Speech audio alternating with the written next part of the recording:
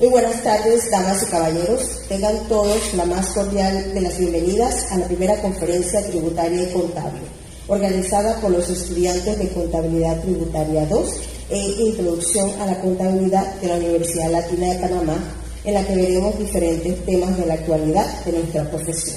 Como primer punto tenemos las palabras de bienvenidas de nuestro querido profesor Frank Omer Camargo.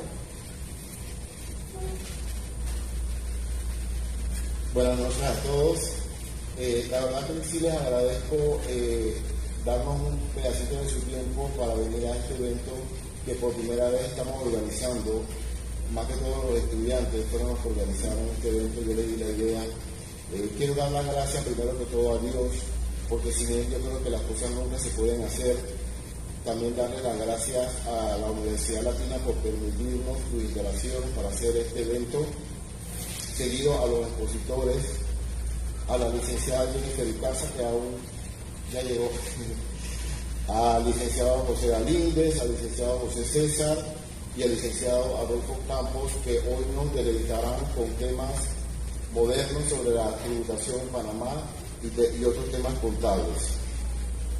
El proceso de enseñanza-aprendizaje ha evolucionado desde hace muchos años y mucho antes de la pandemia ya las clases se daban semipresencialmente. Con la pandemia nos hemos abocado a una semipresencialidad que, si bien es cierto, ha sido difícil para muchas personas adaptarnos, para otras, la juventud más que todo, ha sido muy buena forma de aprendizaje. Como todos sabemos, la educación o el proceso de enseñanza-aprendizaje antes era conductista, ahora ya eso también ha cambiado. Ahora hay un rol interactivo entre el sujeto pasivo y el activo, háblese de docente y discentes. Cuando a mí se me presentó la idea de hacerles un trabajo final a través de este evento, yo me quedé pensando porque, si bien es cierto los docentes que hemos educado docencia, ¿no? Sabemos que no solamente dictar clases, también tenemos que evaluar el rendimiento del estudiante. Entonces tenemos que usar diferentes tipos de técnicas para que esta evaluación se dé correctamente. Entonces, planeé hacer este evento. Fue difícil al principio porque lo más importante era conseguir expositores de la altura de lo que tenemos esta noche. Y segundo, este evento, como ya saben, siempre involucra una serie de actividades que a última hora a veces saben ciertos detalles. Pero más que todo quiero felicitar a ustedes, a todo el equipo que colaboró para la organización, porque siempre ustedes estudiantes lo han hecho muy bien. Así es que por mí solamente cabe felicitarlos y que sigan adelante, porque allá afuera hay un mundo donde se necesita que egresados de la universidad que tengan todas esas competencias que ustedes tienen. No solamente la parte técnica, sino esa capacidad de organizar eventos y actualizarse. Así que un aplauso para todos ustedes. Muchas gracias.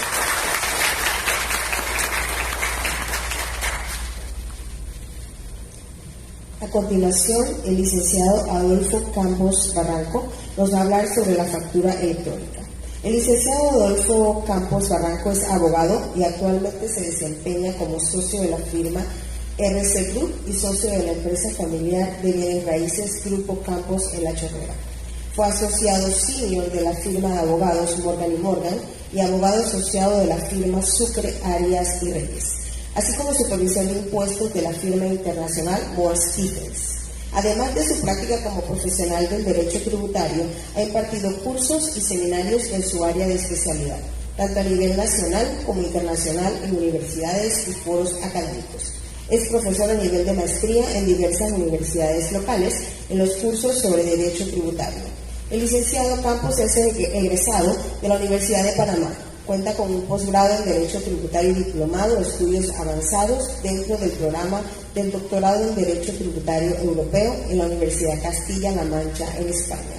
Posee además un posgrado en tributación en la Universidad de las Américas y maestría en tributación por la Universidad Especializada del Contador Público Autorizado y diplomado en docencia superior por la Universidad Latina de Panamá. El licenciado Campos es miembro del Colegio Nacional de Abogados de Panamá, en la cual ocupa la presidencia de la Comisión del Derecho Tributario y Hacienda Pública. Igualmente es miembro de la Asociación Panameña de Ejecutivos de Empresas APD, capítulo de Panamá Oeste. Es columnista semanal en el diario La Prensa de la sección de Economía, con columna de opinión especializada denominada Ventana Fiscal. Con ustedes, el licenciado Campos.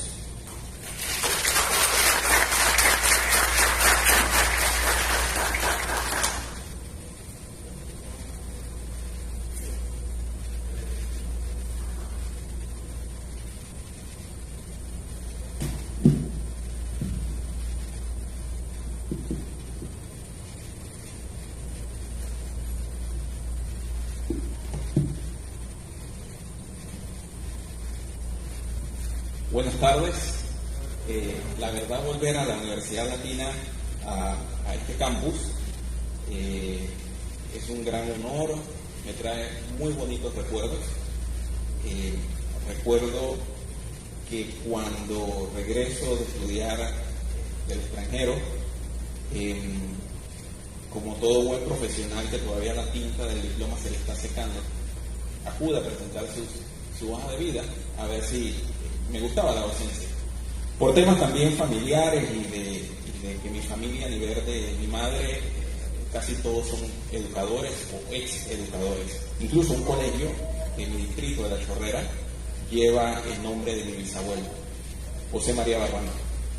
En esa ocasión, aquí en la universidad, pues, recibieron el currículum y pasó un tiempo, la verdad, creo que como un mes.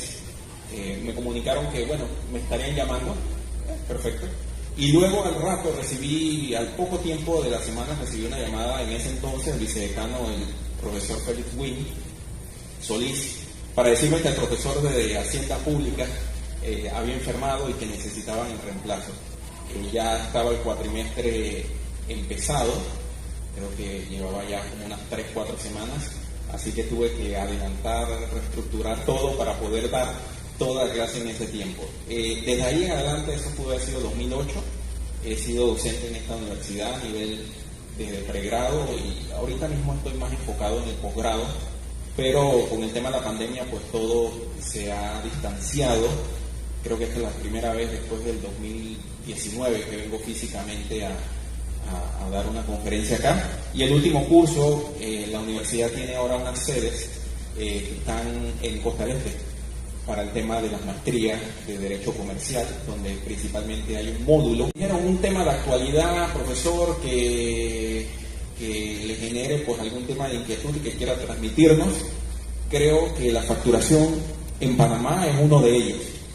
Uno de los principales cambios que esta administración va a dejar va a ser el tema de la facturación. Toda administración tributaria, desde que tengo uso de razón y que estoy en este ambiente, quizás desde la administración de Mireya Moscoso, hace un cambio importante. La administración Mireya Moscoso fue la ley 61, que crea el S al ITBM, no existía, ella crea el S, quizás los que estén muy jóvenes no se acuerdan, los que tengamos un poco más de canas sí, pero ahí se crea el S al servicio. Luego con la reforma de Martín Torrijos, sin lugar a dudas fue una de las más importantes, con la ley 6 de 2005, que es la que crea el CAIR. Reforma que, valga la redundancia, está tan bien hecha que todavía se mantiene el CAIR. Eso tiene una explicación muy sensata del por qué se ha mantenido, y es porque contribuye a la recaudación y también al ordenamiento de las finanzas a nivel de los contribuyentes que se quieran a solicitar una desaplicación del CAIR. Luego después las otras administraciones han existido cambios, como Martinelli, Varela también, y esta también. En esta, particularmente el tema de la facturación juega un papel importante. Es un antes y un después en la forma de documentar nosotros nuestras responsabilidades y obligaciones como contribuyentes. Vamos a pasar a la siguiente. Antes de iniciar en sí del cambio que trae, sí quiero traerles algunos elementos básicos que de seguro ustedes como estudiantes ya han manejado en las clases de contabilidad tributaria o derecho fiscal. El concepto de contribuyente está establecido en nuestra norma y se considera toda aquella persona que produce una renta gravable dentro del territorio nacional, de Punta Borinca a Cabo Tiburón. Hay algunas excepciones que están establecidas en nuestro Código Fiscal, producidas por personas no residentes que desde el extranjero prestan algún tipo de servicio a un nacional, a un domiciliado en Panamá, y estarán sometidos a una especie de retención o impuesto sobre la renta, sobre la remesa que se envíe. Eso es una excepción muy particular y tropicalizada en nuestro país. Pero lo básico que tenemos que saber, oye, es un contribuyente, produce una renta, un ingreso, producto de su actividad laboral, producto de sus ingresos como profesional, producto de lo que vende o cualquier servicio que preste. En ese momento se activa la chispa y usted se convierte en un contribuyente para efectos tributarios en nuestro país. Entonces, ¿qué es renta gravable? Dirán ustedes, bueno, es precisamente la que se produce dentro del territorio panameño, por Panamá tener un sistema meramente territorial, es decir, solamente nos importa la renta que se produce dentro del país.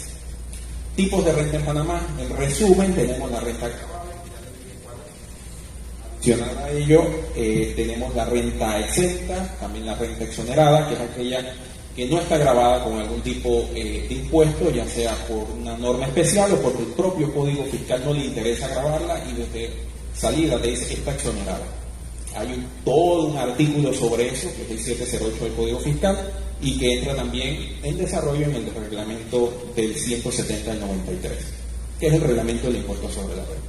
Luego existen, y anótenlo, es muy importante, eso fue incluido en la reforma con Martinelli, en el gobierno de Martinelli, que es la ley 8 del 2010, sobre los derechos del contribuyente. Es un paso importante en la tributación en Panamá. Siguiente. Adicional a esto, el concepto de contribuyente, como ya les dije, es mucho más amplio que, oye, es nada más la persona que produce renta en el territorio panameño. También incluye los servicios profesionales realizados por extranjeros, que es lo que se llama impuestos a la renta aplicado a las remesas, las planillas ocasionales, que es un profesional que viene aquí, presta un servicio como un asalariado y se retira de nuestro país. Hay algunas connotaciones, como por ejemplo qué pasa si el servicio es prestado dentro de Panamá o desde fuera de Panamá. No vamos a entrar, nada más los subrayo y después ustedes pueden profundizar sobre eso. Los fideicomisos también son considerados como contribuyentes, las sucesiones hasta que se efectúe la adjudicación de los bienes, ¿sí?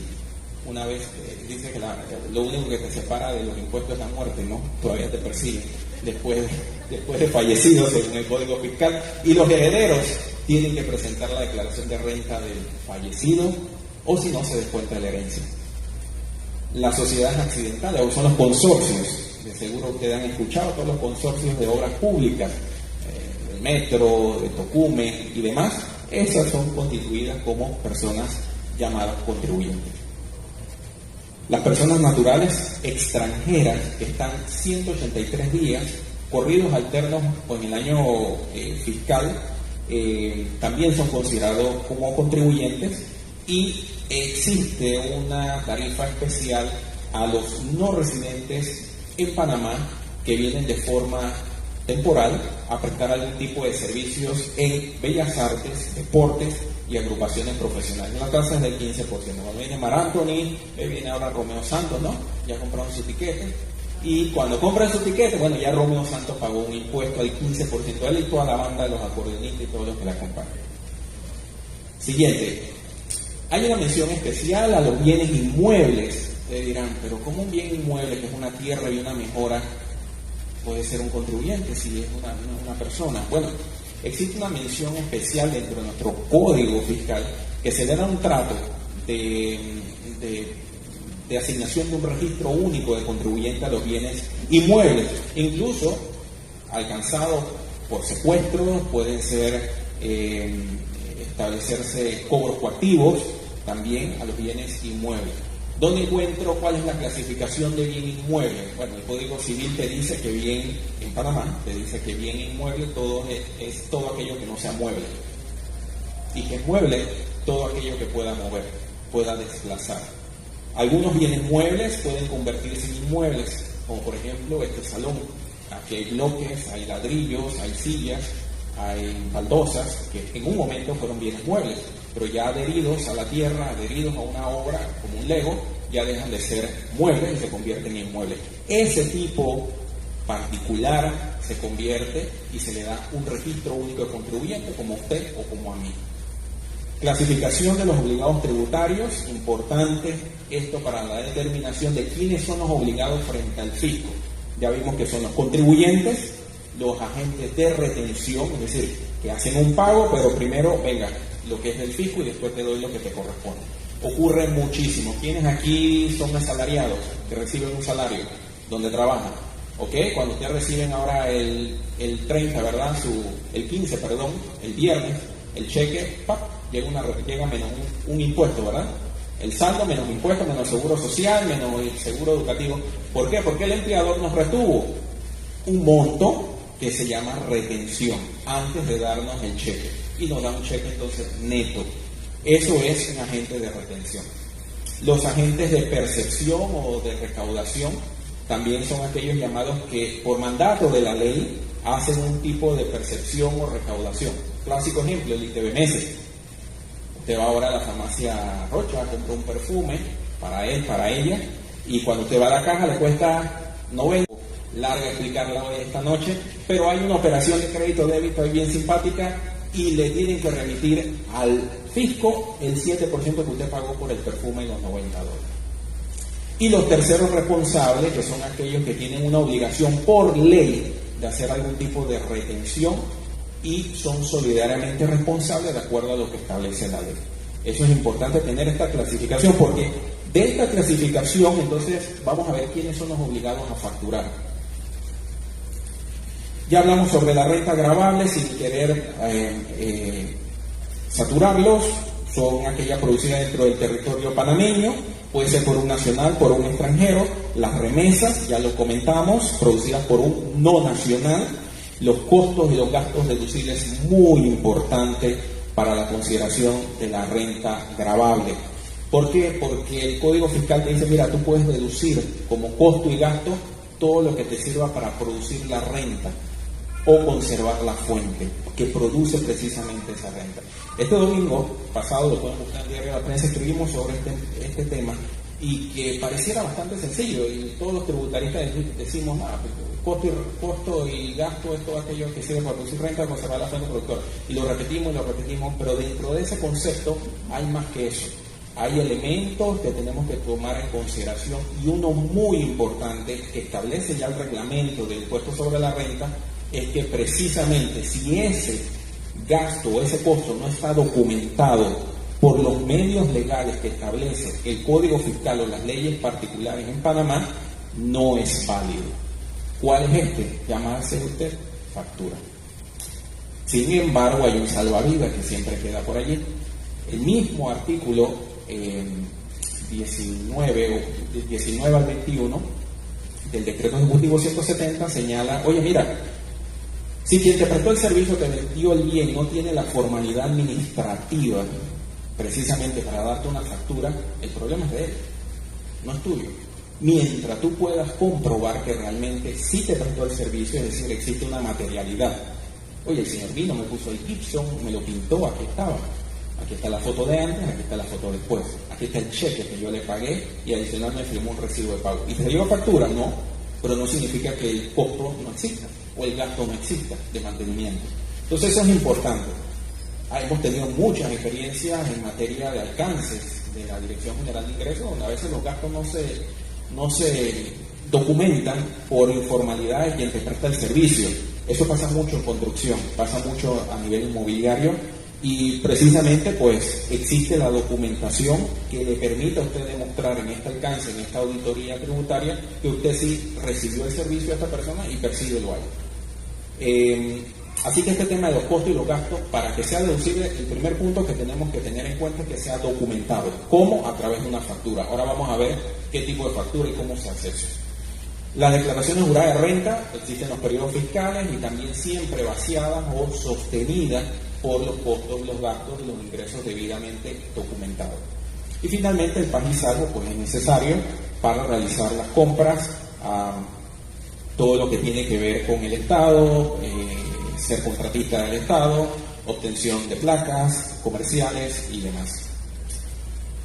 El RUC, la importancia del RUC. Mire, cuando se crea el RUC, me dicen por allá los más viejos, en los años 70, o más allá creo, sí, en los 70, me dicen que era una forma de identificación del contribuyente. Y qué mejor forma de identificación que el RUC sea nuestra cédula, porque es única. No va a existir otra cédula, 8-721-992, por decir un número. No va a existir. Y cuando fallezca esta persona con esta cédula, simplemente dejó y desaparece. También existen las declaraciones en este RUC, las actividades que usted realiza, la dirección y los datos generales. También las obligaciones tributarias según lo declarado. Todo esto va a estar contenido en su RUC. A veces no le damos la importancia al RUC. El RUC es la forma de comunicación suya y el fisco. Y ahora, ojo, que viene lo que se llama buzón electrónico. El buzón electrónico es un plan que ya está empezando, ya empezó, donde la Dirección General de Ingresos le va a notificar a usted las resoluciones, las llamadas, los alcances a través de un buzón electrónico, que es lo mismo y el mismo efecto que le tocaba a la puerta en su casa, en su negocio o a su abogado para notificarlo personalmente. ¿Y cómo lo va a hacer? A través de un buzón electrónico. Una vez depositado allí la resolución, le va a mandar un email al email que precisamente usted dijo que está en su RUC. Oye, cualquier cosa notifícame a usted, y le va a hacer un llamamiento. Tienes una notificación, tienes un escrito allí de algo que te quieren notificar. Entras al buzón e inmediatamente se genera la notificación, y para todos los efectos legales estás notificado y empieza a correr los términos legales que ya entonces los abogados usamos para presentar los recursos y demás. Entonces juega un papel bien importante el RUC, y en todo lo que vamos a ver de facturación electrónica, comunicaciones, notificaciones, el RUC es muy importante. El NT, por último, es el RUC que se le asigna a los extranjeros estos que vienen, también a los no residentes, también a los que tienen un permiso de residencia en nuestro país, y también se le asigna a los consorcios. Eso es importante. Las instituciones públicas también tienen lo que se llama un 8NT. Y las sociedades extranjeras que necesitan realizar, o personas que necesitan realizar algún tipo de acto aquí. ¿Y cómo entro al RUC? Y dirán ustedes, ¿cómo modifico todo eso, licenciado? Bueno, a través de una cuestión que se llama NIT, número de identificación tributaria, que es la clave de acceso como su banca en línea para poder entrar. Entonces, el RUC es muy importante y el NIT es la clave de acceso. Vuelvo y repito, revise su RUC, revise la declaración, las actividades que usted tiene allí, y también no se olvide del RUC de las personas jurídicas y también de los inmuebles. Cuando usted entra al inmueble y ve toda la cantidad de información que hay que llenar, eso muchas veces se descuidan esos campos, como el uso, financiamiento, número de contacto, si está hipotecado, ubicación, vecindario, todo eso hay que llenarlo, porque es necesario a la hora de yo hacer algún tipo de solicitud frente a la Dirección General de Ingresos. No descuiden nunca eso. El RUC tiene que estar actualizado. Facturación, y ahí faltan, pero son las más importantes. Y se las puse, pues cuando les compartan la información, las pueden buscar en la Gaceta Oficial o la pueden buscar en Google. ¿Sí? Ayer me decía una de las asistentes que me hizo una pregunta sobre derecho procesal, y yo saqué mi libro de derecho procesal de Jorge Fábrega, con el que estudié. Me dice, ¿y eso no está en Google? Y digo, bueno, sí, está en Google también, pero no sé, yo lo conozco en el libro. Y cómo cambian, ¿no?, hoy los tiempos. Todo esto lo podemos tener digitalizado hoy en día, pero también lo pueden buscar ustedes en la página web. Siguiente. Un tema importantísimo, y miren que se lo he puesto ahí como un alto y advertencia. Obligación primaria y básica. Es obligatoria la expedición de factura o documento equivalente. Ahora les digo por qué se llama documento equivalente. Para acreditar toda operación de venta de servicios en Panamá. Es obligatorio entonces que el contribuyente emita una factura. ¿Ya se acuerdan quién era la definición de contribuyente? Todo ese popurrí de gente que yo le mencioné. Bueno, necesita emitir una factura a través de los medios legales establecidos, que son facturación electrónica o factura por medio de un equipo fiscal. Vamos allá. Siguiente. Vamos con la primera modalidad. Los equipos fiscales autorizados. ¿Se acuerdan ustedes por allá con Martinelli? Había un director general de ingresos que se llamaba Luis Cocalón. Luis Cocalón dice, oye, mira, aquí hay demasiada evasión y TMS, todavía sigue ocurriendo, vamos a crear un sistema de equipo fiscal, que son como una especie de cajas registradoras. Esas cajas registradoras van a tener una memoria y la cual va a llegar mi gente, mis auditores van a conectarse con un USB y se van a llevar una información que se llama un Z, o una información alfanumérica que me va a servir a mí para facilitar las entradas de todo lo que entró por ese sistema. Y empezó la ardua tarea de masificación de los equipos fiscales, que sí con antena, sin antena, que el carrito, que el que móvil, que no había conexión, que el que no podía imprimir, que era de equipo. Bueno, me tocó atender a empresas que en su momento homologaban los equipos fiscales. Y bueno, los equipos fiscales empezaron en el año 2011. Hemos vivido del 2011 hasta... no, 2010. No, espérate, corrijo. Sí, 2011, aproximadamente, 11, 12, por ahí empezó. Y hemos vivido todo este tiempo con los equipos fiscales. Antes de los equipos fiscales existía lo que se llamaban las cajas registradoras. ¿Se acuerdan? En el supermercado, que daban un cintillo así largo y teníamos una calcomanía amarilla que decía Hacienda del Tesoro. En los muchachos más jóvenes que... profesora, usted sí se acuerda. Bueno, eso en los años 90, en los años 80. El tema de facturación no es nuevo, ¿ah? Ojo, muchachos, ojo. Esta ley nace del año 1976, es la ley 76 de 1976, y ha tenido evolución. El derecho evoluciona en tanto el ser humano crece y la tecnología avanza. Partamos de esa base. Entonces, en el año 2011-2012 empieza la era de los equipos fiscales. Era tecnología, avance, pero eso se quedó un poco corto, porque para yo poder obtener la información de ese equipo fiscal de Adolfo Campos, que está allá en el corregimiento de Playa León, en La Chorrera, era complicado. Mandar a un auditor hasta allá era muy difícil. Así que Adolfo Campos, que haga lo que quiera ya con su equipo fiscal. Y era realmente insensato tratar de supervisar todos los equipos fiscales a nivel nacional si no existía una comunicación real y en tiempo constante. Entonces, en esta administración, y empieza desde la administración anterior, lo que son los equipos o dispositivos de comunicación o componentes de transmisión de datos, que es un aparato que se conecta al equipo fiscal. No vale mucho de tecnología, pero le hablo en palabras pobres. Se conecta al equipo fiscal y en tiempo real ese módem, aparato o equipo va a ser una interfase con la Dirección General de Ingresos de todo lo que usted está facturando por ese equipo fiscal. Ojo, no hay que cambiar el equipo fiscal, lo que hay que comprar es el aparato. Algunos aspectos es que esto debió empezar, o ya usted lo debe tener, si tiene alguna tienda o algún negocio con el equipo fiscal, desde el 1 de junio del 2021. Hace buen tiempo. Y además se dio en su momento un crédito fiscal del 100% de lo que usted gastaba hasta 400 balboas. Es decir, el aparatito, la tecnología, el software, lo que tuvo que llamar a la empresa para que le configurara ese sistema, etcétera, etcétera. Y las empresas que vendían estos equipos fiscales estaban obligadas a traer los dispositivos y dar el servicio. ¿Qué pasa?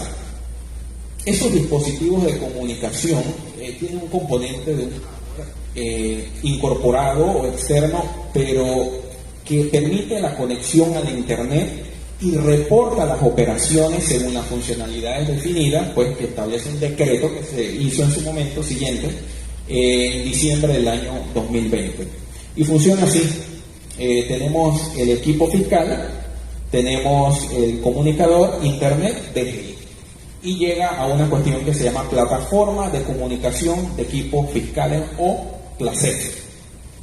¿Qué pasa? En la Dirección General de Ingresos empieza a llegar esa información. Yo pregunté, oye, ¿y eso cómo llega? ¿Llega encriptado? ¿Llega qué? Y algo, en palabras pobres, es como un PDF. Es como un PDF, nos llega como un PDF, es una copia dura, rígida, una información, pues, sí, la podemos ver, la podemos revisar, pero coge tu calculadora, un buen lápiz y empieza a sumar.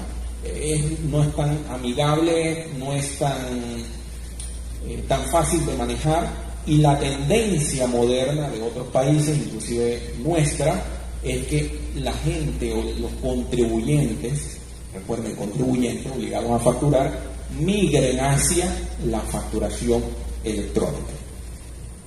Siguiente, y viene la magia, facturación electrónica, el cupo. Ustedes vieron marchas, vieron protestas, los abogados protestamos, nos opusimos, cerramos calles, y creo que la verdad, sí, originalmente este tema no inicia en esta administración, inicia en la administración anterior, con el presidente Varela, con lo que se llamó un plan piloto. Si ustedes compraron en La Rocha, compraron creo que La Rocha, estaba Cochés, y estaba la gente de Novi, y otros más que se me escapan, usted recibía como una factura con un código todo raro allí, y usted decía, ¿qué es esto? Factura, pero igual te daban tu papel.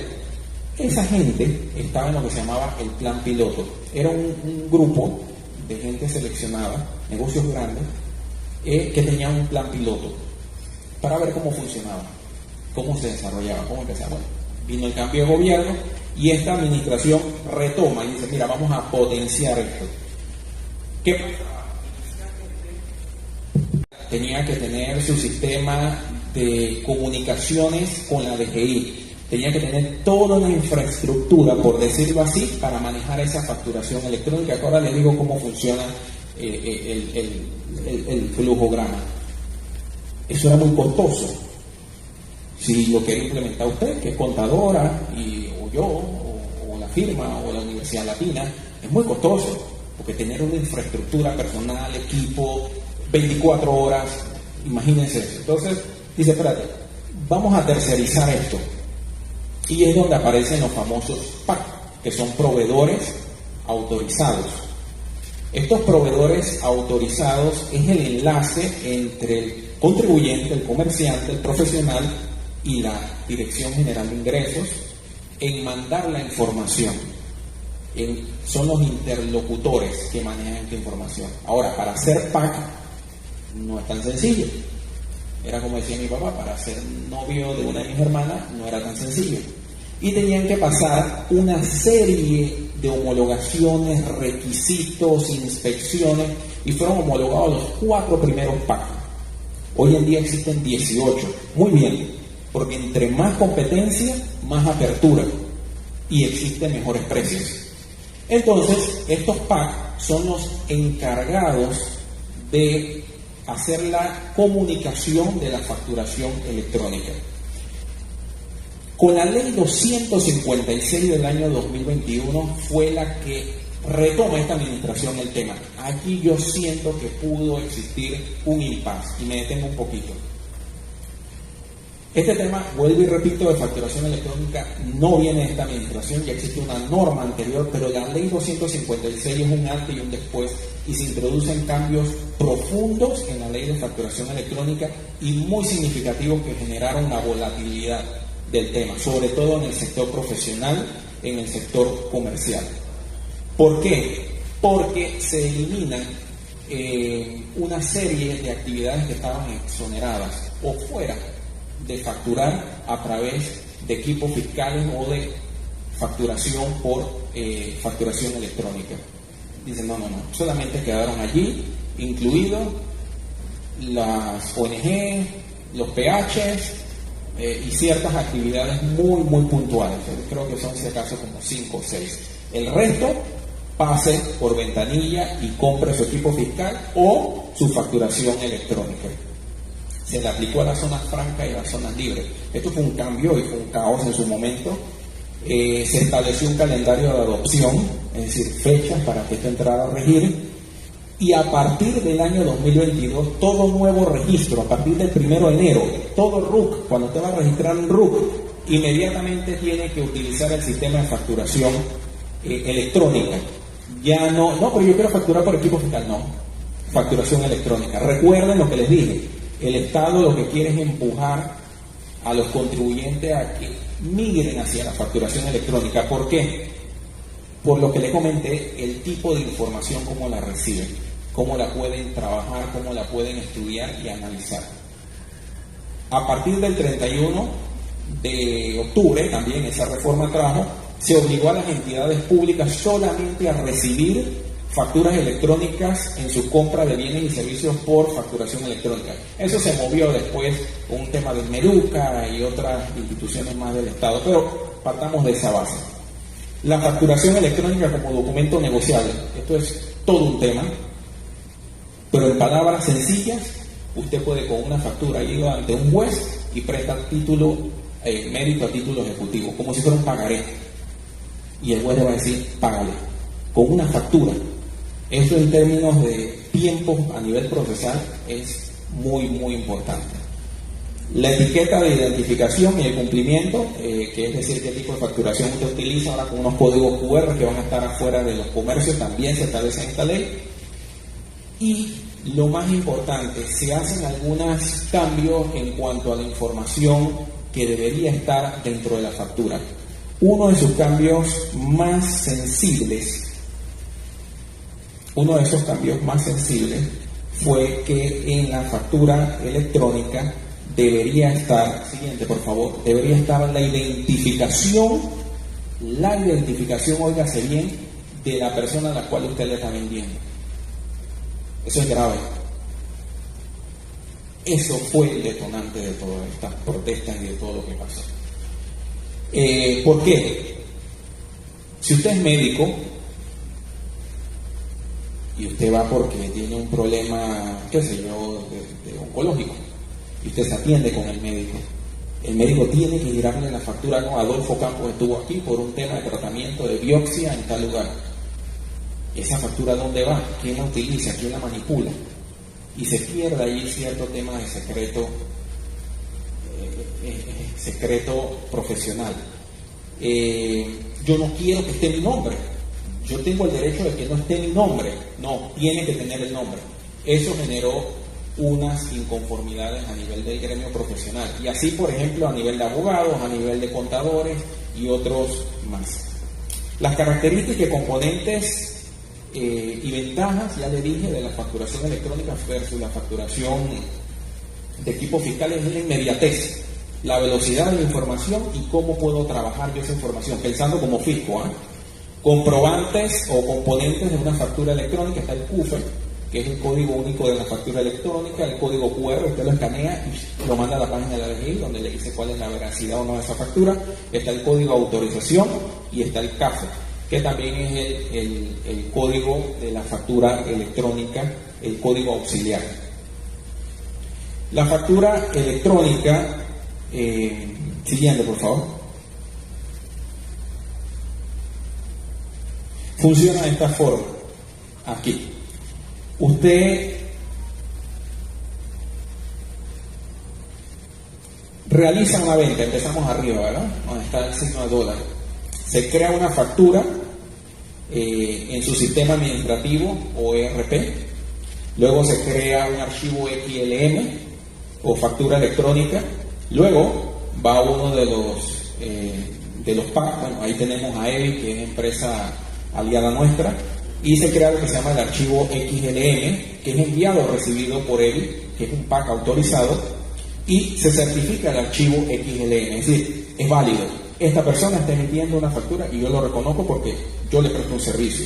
Y se envía el archivo XLM a la DGI coge lo tuyo, la información de que Adolfo hizo una venta, y luego se envía también el archivo XLM con el CAFE, el QR, al cliente. Al final, queda el comercio con la información, el PAC queda con la información, la DGI queda con la información y el cliente queda con la información de la facturación. Ahí no hay perdedero en cuanto a la facturación en tiempo real. Que sí, que puede existir algunos temas delicados de confidencialidad, poder ser PAC y que son revisados cada cierto tiempo. Siguiente.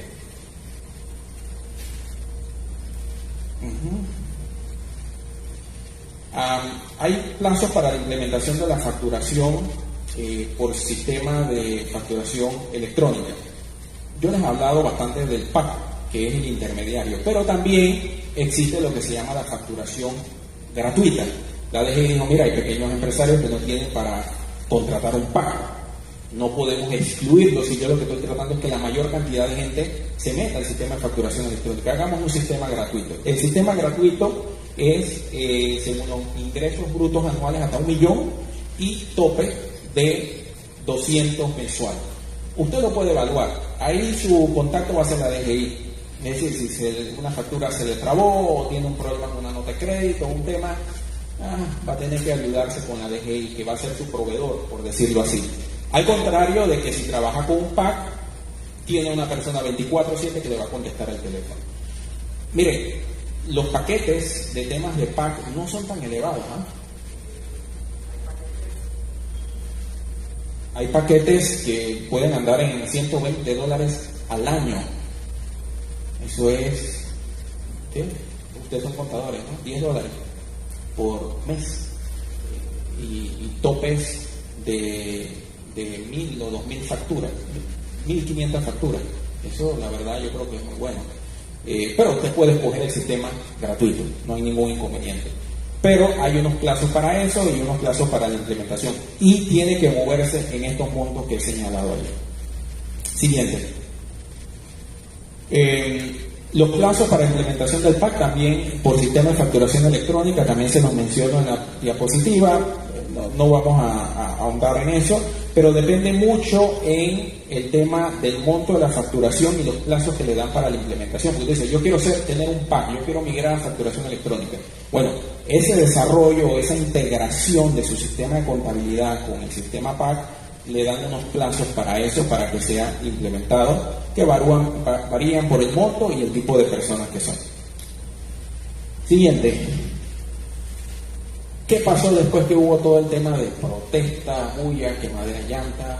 Con muy buena razón y justa razón, precisamente por los cambios que hubo en la norma 256, que a mi inicio tenía algunos temas de inconstitucionalidad. Fueron saltados, emparchados o subvencionados, por decirlo así, a través de un decreto, que fue el decreto ejecutivo 25. Ese vino a calmar las aguas. ¿Por qué? Se excluyó el contenido de la factura y se puso que si usted quería no ponga su nombre. Se puso como algo, si quieres no pongas tu nombre. Sin embargo, punto y seguido, escriben los abogados, si tú necesitas esa factura para una gestión de devolución frente a la DGI o temas de seguro, sí tiene que dar tu nombre, por supuesto, porque vas a hacer un reclamo, si no te la van a rechazar. Pero puedes poner consumidor final. Revisen su factura, cuando ustedes no dan su nombre, le ponen que consumidor final. ¿Han visto? En otro decía nombre, y dicen, no, te ponen consumidor final. Antes sí era obligatorio y se generaba una fila en los supermercados, en los restaurantes y en todos lados. Ese tema se superó con el decreto ejecutivo 25. La confidencialidad se fortaleció bastante con el decreto ejecutivo 25, que incomoda un poco y sepa quién es, qué información me va a dar, quién la va a manejar y demás. Seguido, se establece un sistema de certificación de los negocios a través de un código de QR. Usted yo quiero saber qué sistema está utilizando este comerciante. Afuera tiene la obligación de poner el código QR que se imprime a través de la página web, a través de su RUC y su NIC, y dice, mira, tiene sistema gratuito, tiene sistema con PAC y puede saber qué PAC es. El calendario de implementación. Se estableció el calendario de implementación que se ha ido moviendo, se ha ido un poco configurando para bancos, para financieras, pero finalmente todo el mundo tiene una fecha de inicio. Adivine quiénes no. ¿Quiénes hacen las normas? Los abogados. Los abogados quedamos por fuera. No fuimos incluidos en el calendario.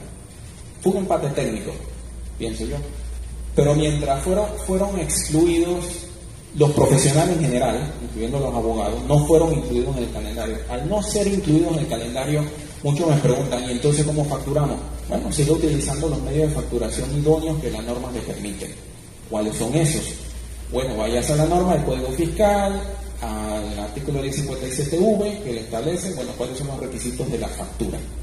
O al decreto ejecutivo 84, que te dice cuáles son los requisitos que debe tener una factura, o a la ley 76 de 1976. Un nombre, una dirección, descripción del servicio, bien y TBMS, quién es tu cliente, si quieres ponerlo, tu número de consecutivo, y usted haga su factura en la mejor imprenta donde le vaya, lo puede hacer en Excel y lo puede hacer como usted quiera, hasta en una servilleta. Pero emita un documento para poder documentar sus transacciones, ¿ok?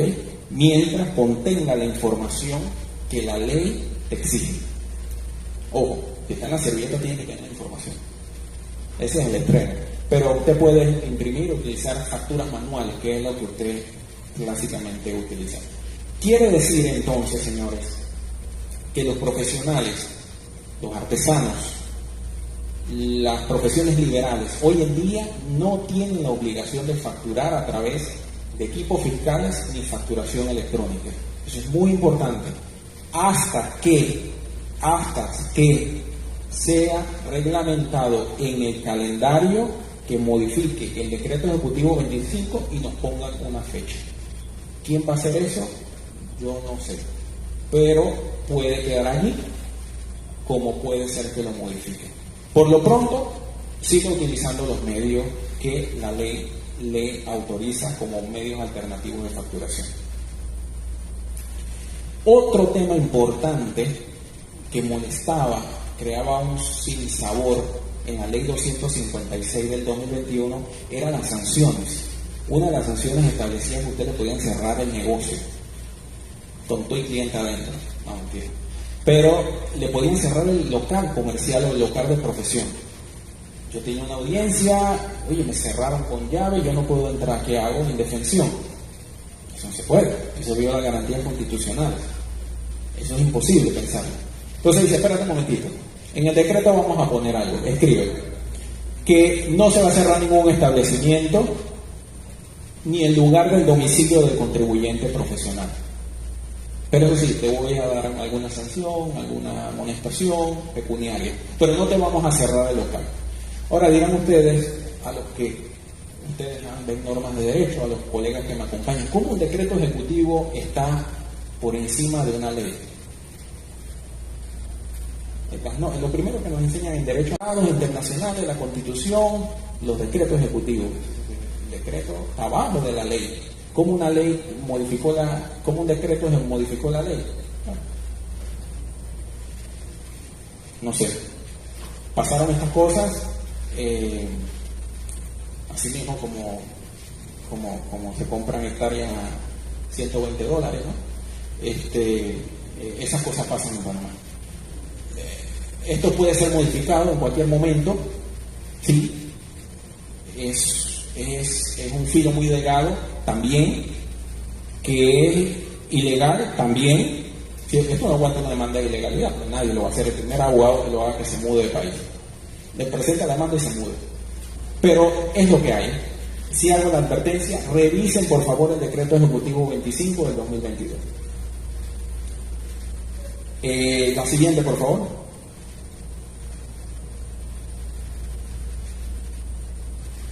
Por último, tenemos entonces, para facturar, equipos fiscales autorizados con el dispositivo de comunicación que les enseñé. Eso ya van a ser dinosaurios en un par de tiempo, porque si usted le vende al Estado, ya no puede utilizar equipos fiscales. Si tiene un RUC nuevo, tampoco. Y se va quedando atrás, ¿no? También gasta más en tinta, papel, mantenimiento, etcétera, etcétera. Y la facturación electrónica, que puede ser a través de un proveedor autorizado calificado, llamado PAC, busquen la página de ahí, hay 18, hasta donde revisé, aprobados, o la facturación gratuita con los límites que les enseñé. ¿Sí? 1.200.000 facturas.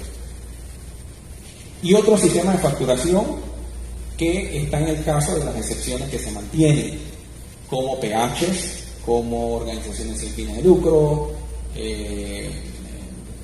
también están los reembolsos de gastos. Eso todavía se sigue manejando con registros contables o se sigue manejando con recibos, y los abogados o profesionales, contadores que quieran seguir utilizando un sistema manual pueden seguirlo haciendo hasta que el decreto ejecutivo así nos introduzca un calendario de implementación. Hay firmas de abogados. Yo utilizo facturación electrónica, la verdad es un cambio tremendo. hemos sentido el cambio. Bueno, el mensajero tiene menos trabajo ahora, pero no lo hemos despedido. Pero en vez de repartir ese señor 300, 350 facturas al mes, o 400, no sé cuántas facturas repartía al mes en motocicleta, ya no tienen que repartir ninguna. Ya ni siquiera buscar cheques. Ya todo se hace por ACH, o entras al portal de la página o las firmas que tienen página y pagas con tarjeta de crédito. Entonces yo creo que las distancias, los medios se facilitan precisamente para hacer negocios. Y la factura electrónica, para mi concepto, es un cambio importante, como empecé diciendo en esta conferencia, tanto para la Dirección General de Ingresos en la forma de fiscalización como para usted para hacer negocios. Siguiente. Muchas gracias nuevamente, profesor, por la invitación. Les agradezco la fina cortesía de invitación. Espero haber ilustrado rápidamente en estos 30 minutos que nos dieron para hablarles sobre facturación electrónica. Que se repita nuevamente, conmigo siempre pueden contar, y mayor información en esta página web. Pueden encontrar todos los artículos que domingo a domingo escribimos en el diario La Prensa. Los pueden descargar en PDF y son totalmente gratuitos para todos ustedes. Así que nuevamente gracias y hasta una próxima ocasión.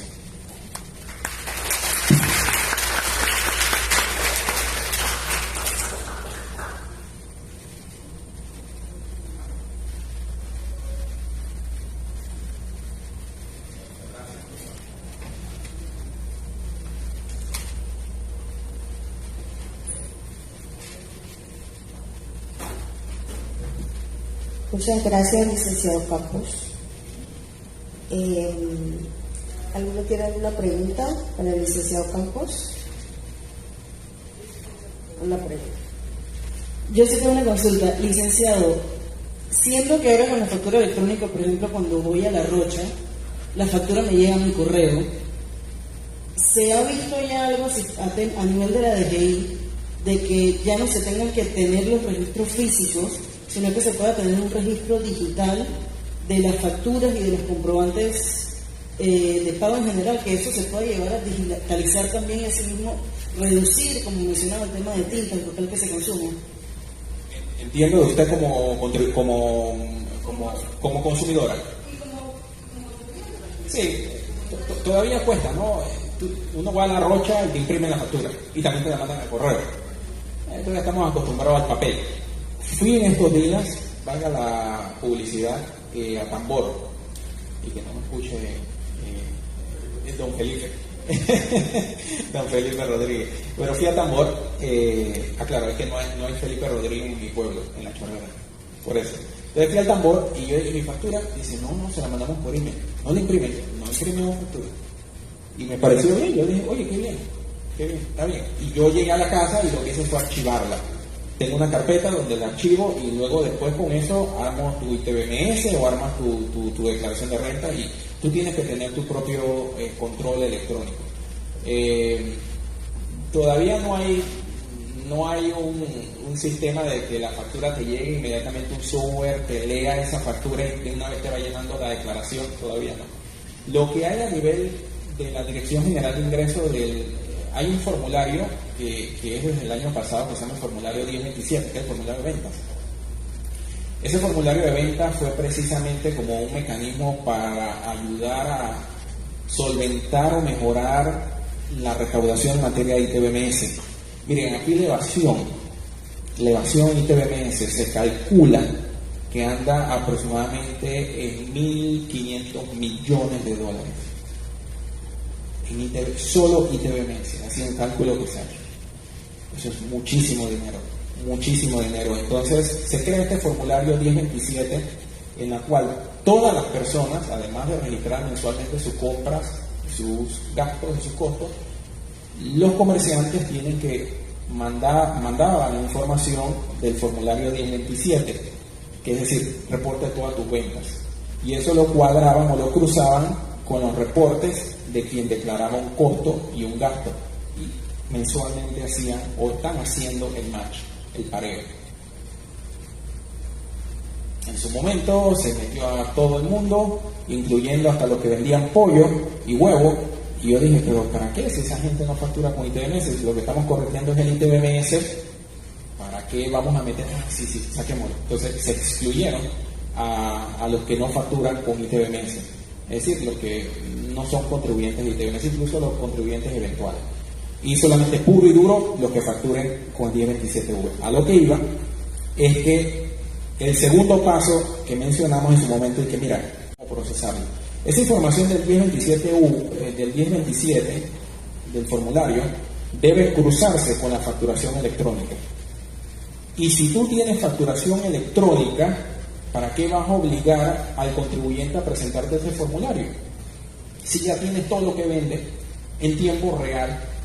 Y es cierto, y fue a partir de este año donde se existe el sistema simplificado, que puede ser un primer paso como contribuyente, donde ya el sistema de facturación electrónica va cruzadito con el 1027, con ese informe que les dije que nació el año pasado de ventas. Entonces, ya usted no tiene que presentar ese formulario de 1027, sino que el mismo sistema ya sabe y llena automáticamente ese formulario de 1027. ¿Que hay errores? Sí. Están ocurriendo diferencias, pero es un primer paso, pienso yo, donde ya la información de la facturación electrónica automáticamente le está llenando un formulario.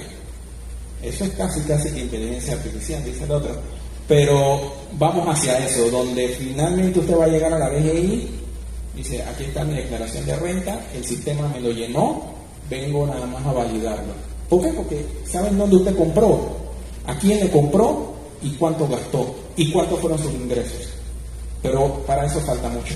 Pero vamos hacia eso, creo. Vamos a hacer entrega de un reconocimiento adicional por parte de los organizadores.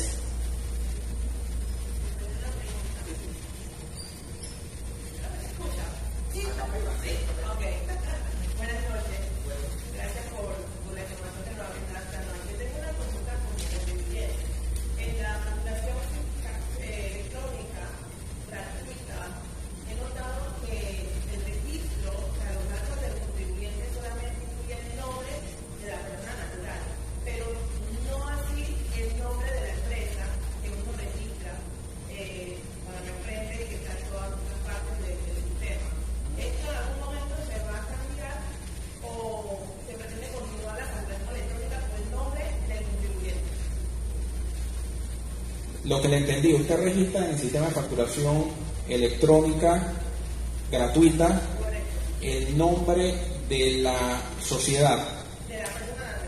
De la persona natural, pero no sale el nombre comercial. Por ejemplo, Abarrotería Pitilín. Y sale Adolfo Campos. Entonces, con el cliente final, surge a veces como problemas o dudas porque sale el nombre natural, no la empresa. Sí, eso tiene una explicación, porque es que su RUC no es Abarrotería Pitilín, sino Adolfo Campos, cédula 8-721-992. Entonces no existe Abarrotería Pitilín. Al un inicio, cuando se estaba registrando, cuando se estaba registrando la gente que quería acceder a facturación, la DGI te hacía llenar un montón de documentos y se formó un cuello de botella. Y yo digo, no, esto no vamos a terminar nunca. Abran las puertas y después actualizamos RUC. Incluso te lo rechazaban a los profesionales porque decían, tienen que tener aviso de operación. No, los profesionales no tienen que tener aviso de operación porque es una profesión liberal, etcétera, etcétera. Entonces, fue un buen momento para actualizar, pero la fuerza humana, el volumen de registro superó las capacidades en ese momento de la dirección, y entonces por eso se abrió el compás y se registró nada más el nombre, que al final es lo que está en el RUC, es lo que vale. ¿Sí? ¿Cómo no? Ese es el nombre comercial, es lo que dice usted. No, es el nombre social, que es su nombre o el de la persona jurídica, el que debe estar. Por eso es importante el RUC y la actualización, porque en el RUC a veces puede estar más escrito el nombre. Pusieron Alfonso y no es Alfonso, sino Adolfo. Ahora sí, hacemos entrega de reconocimiento.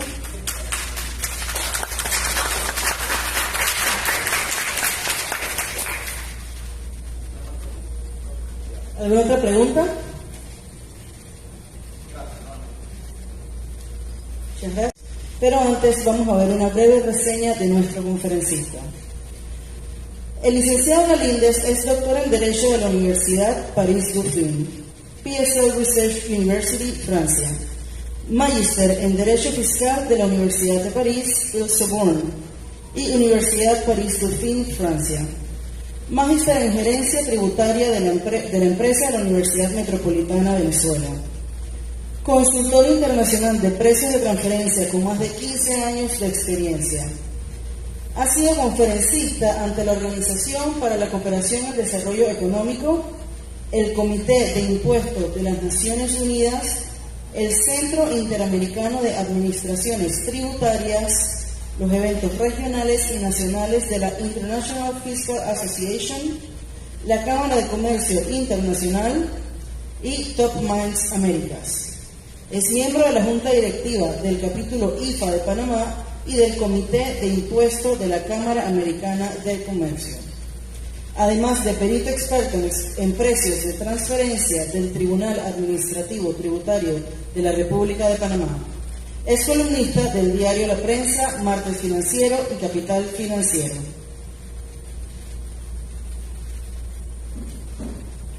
Bueno, muy buenas noches a todos. Muy buenas noches a todos. Agradecido a la Universidad Latina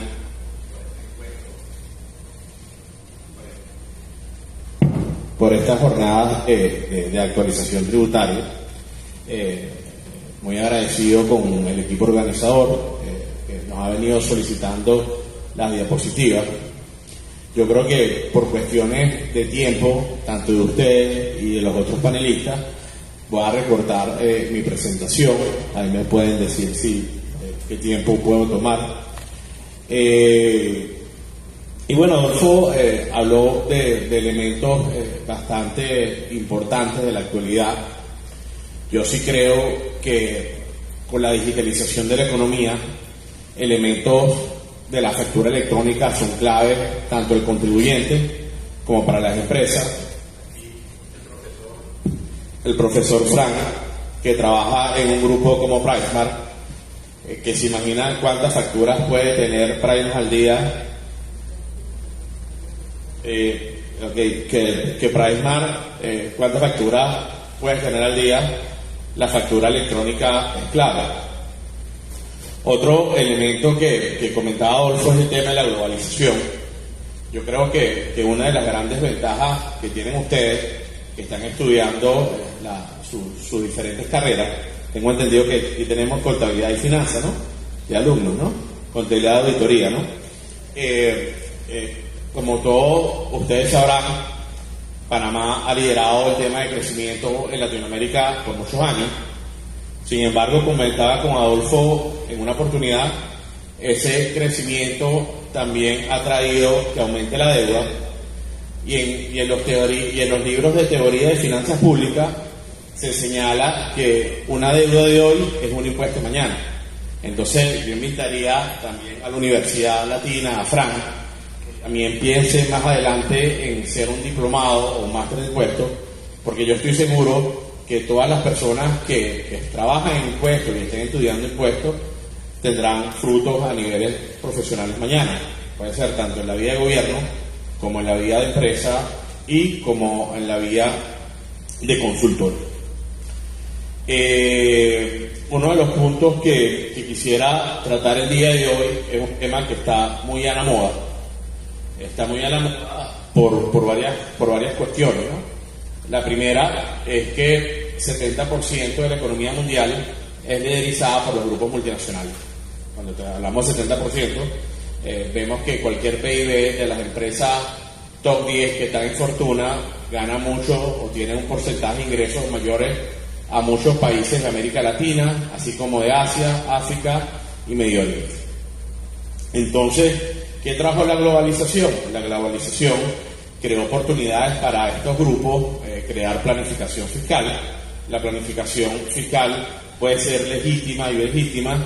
Sin embargo, estos grupos multinacionales, en algo así como en 1920, en la Sociedad de Naciones, lo que es Naciones Unidas, dijeron que donde los grupos estaban realizando sus actividades no estaban pagando los impuestos correspondientes. Por ejemplo, hacían uso, como puede ser el Canal de Panamá, y esas empresas no estaban dejando impuestos, no estaban tributando en Panamá. Y eso es más que todo lo que le voy a hablar el día de hoy. En Panamá hay un tema bastante interesante de los últimos fallos del Tribunal Administrativo Tributario, que pueden seguir su web. Ustedes que están estudiando impuestos, es importante que sigan los fallos. Las liquidaciones adicionales de impuestos sobre la renta, o reparos o ajustes, como en muchos países llegan a una cuantía. Nosotros publicamos un artículo en la prensa, donde también publica Adolfo, donde hubo un ajuste de 1.400.000 a una empresa informática. Existe un ajuste de $35 millones en una empresa de combustible, y también, como lo vamos a ver adelante, dentro del Código Fiscal, de las sanciones más elevadas está la de precio de transferencia, que puede alcanzar hasta la multa de $1 millón. Por ejemplo, Cifra o cualquiera que traje un grupo multinacional y no presenta el informe antes del 30 de junio, la DGI, la Administración Tributaria, pudiese llegar a una multa.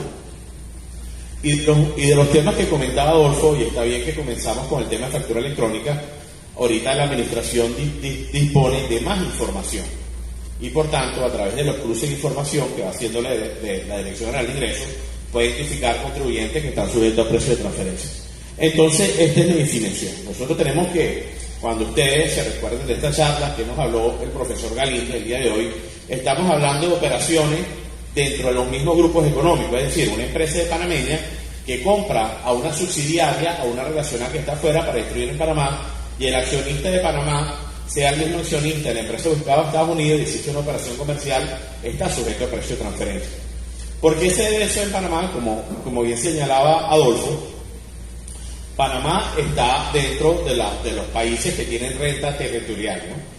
Entonces, la Organización de Cooperación y Desarrollo Económico, la OCDE, que está en París, cuando revisó varias jurisdicciones, no solamente panameñas, les recomendó que para que Panamá no fuera una jurisdicción perniciosa, debía incorporar ciertos estándares internacionales, y por eso a partir del 2010 se incorporan las normas de adecuación de tratado, donde Panamá incorpora las reglas de precio de transferencia, primero aquellas jurisdicciones con las cuales Panamá tenía convenio, y en el 2012 se revoluciona a ese sistema que decía cualquier operación transfronteriza. Más adelante yo le voy a hablar sobre el artículo 7C2L, que seguramente algunos de ustedes pueden estar trabajando en una zona franca, en un régimen especial, y dice que cuando una empresa relacionada tenga una operación, por ejemplo, de zona libre de Colón a Panamá, están sujetos a la normativa de precio de transferencia. Pero más que todo, ese es el tema de precio de transferencia. Se relaciona mucho con los grupos multinacionales y también grupos empresariales locales que tienen operaciones dentro de un régimen especial. El ejemplo más claro, una empresa que está en zona libre y tiene una sucursal y una subsidiaria en Panamá, y existe una operación de compra y venta, está sujeto a la normativa de precio de transferencia. Siguiente lámina, por favor, que va a estar que va a estar en sintonía con lo del tiempo. Aquí está la definición. Solamente hablamos de precio de transferencia cuando hay compañías vinculadas. Cuando no existe una vinculación económica o accionaria, no estamos hablando de precio de transferencia. Por ejemplo, si yo le presto un servicio a José César y yo no estamos en una misma entidad, y por tanto no hablamos de precio de transferencia. Y un tema muy importante, que a veces cuando escuchamos el concepto de precio de transferencia creemos que es evasión y es planificación fiscal. No, los grupos multinacionales tienen sinergia, tienen operaciones, tienen necesidades de financiamiento, y por eso hay operaciones intragrupo, inclusive el tema de servicios. Como ustedes ven, Panamá tiene un gran número de empresas que están en el régimen de CEN, empresas multinacionales CEN, donde la CEN presta servicio a las subsidiarias o filiales en el extranjero. Siguiente, por favor. También se pueden convertir gerentes, se pueden compartir una serie, un tema que deben tomar nota ustedes para sus exámenes, el tema de los contratos de exclusividad, y un punto importante, que tengan efectos en los ingresos y costos y gastos del contribuyente, es decir, lo que están presentando renta. Existen unas casillas que se han venido modificando donde se señalan operaciones con partes relacionadas. Sin embargo, esto no es tan así, porque como les señalaba a ustedes, con la incorporación del artículo 7C2L en el 2019, por ejemplo, una empresa que está en zona libre de petróleo donde no tiene una tarifa de impuestos sobre la renta del 25%, está sujeto a lo que le voy a hablar ahorita, a las obligaciones de precio de transferencia, y lo del impuesto complementario está entre comillas, todavía no hay un consenso por parte del Tribunal Administrativo Tributario. Siguiente. Bueno, esto lo voy a pasar, vamos a irnos a las obligaciones documentales. Siguiente, por favor. Vamos a quedarnos hasta aquí, y esto es un tema que, por ejemplo, tomen esta imagen, que quede ustedes en su cerebro. Hablamos de precio de transferencia en este recuadro, cualquier operación que tenga una empresa panameña con una que está afuera. Estamos claros, ¿no? Le compro un bien, le vendo un servicio, esa entidad que graba en Panamá una tarifa del 25%, que tenga una operación de ingresos, costos y gastos, está obligada a presentar el informe de precio de transferencia. Como yo le señalaba, la omisión de este informe pudiese llegar a una multa de $1 millón. Sin embargo, con el 762L, que es lo que estamos viendo acá, por ejemplo, si existe una empresa de zona libre y le vende a una empresa que está en zona libre, esa operación está sujeta a precio de transferencia. Y ahí, señores, existe un campo de acción bastante amplio, que yo estoy seguro que con la DGI, con la autorización de factura electrónica, pudiese llegar a multas bastante importantes. Comparto con Adolfo, yo creo que es un acierto de la DGI la continuación del proyecto de factura electrónica, porque sobre todo los grandes grupos multinacionales no podemos seguir trabajando en papel. Siguiente, por favor. Aquí en la presentación está un resumen de lo que hablé. Siempre que tenga efecto a la renta gravable, eso se refiere al artículo 762B, pero puede pasar el 762L que no tenga efecto a la renta gravable, como una empresa que esté en zona libre de petróleo o esté en zona libre de Colón, y pudiese estar grabado, está sujeta a la normativa de precio de transferencia, porque debemos recordar que CEN tiene una tarifa reducida del 5% de Panamá Pacífico y Ciudad del Saber. Siguiente. Un tema importante, y es un punto que pueden hacer con Fran para su trabajo de grado, es el principio de libre competencia. Desde las Naciones Unidas hasta ahora, que más adelante podemos hacer una charla de economía digital, ahí está Jennifer Cabeza, que seguramente también le hablará la importancia de que sea miembro de la International Fiscal Association en Panamá, señala lo siguiente: como es muy difícil comparar, y yo sé que me están grabando acá, Coca-Cola con Pepsi-Cola, porque no existe marca que puedan diferenciar Coca-Cola con Pepsi-Cola, así como con Microsoft. Existe el consenso internacional que debe valorar a precio de mercado. Y como dice, si tú no puedes comparar Coca-Cola, ¿cómo vas a tener un precio de mercado? Y eso, señores, hay cantidad de jurisprudencia a nivel internacional, cómo obtener márgenes, cómo tener un precio de mercado, que eso lo pudiésemos hablar en un curso o un taller de precio de transferencia más adelante. Pero eso es claro, las empresas que están sujetas a la normativa de precio de transferencia deben tener precio de mercado. Siguiente, por favor. Bueno, eso lo vemos en la administración. Vamos a ir al tema de documentación para cerrar esta charla y darle espacio a mis otros colegas. La siguiente lámina. Siguiente, pasa todo esto de comparabilidad, eso lo pueden reforzar para sus clases. Siguiente. Un punto claro para que lo tengan en cuenta y puedan revisar las diapositivas. Tener un precio de mercado hay que tener unos métodos. Entonces no es que los métodos se agarran de manera arbitraria, por eso pasamos a lo que se refiere al análisis de comparabilidad. Nosotros seleccionamos los métodos dependiendo de la información. La DGI, a través del formulario 930, versión 2, pide una serie de preguntas sobre por ejemplo, qué empresas se pueden parecer a las empresas que les hablé, y para eso existen bases de datos, existen mecanismos para tener esos resultados. Hubo un fallo interesante de una empresa de tecnología donde el Tribunal Administrativo da una serie de lecciones de cómo debe seguir esta metodología. Siguiente, vamos al tema de documentación. Siguiente, vamos a pasar los métodos. José César, ¿cómo estoy con el tiempo?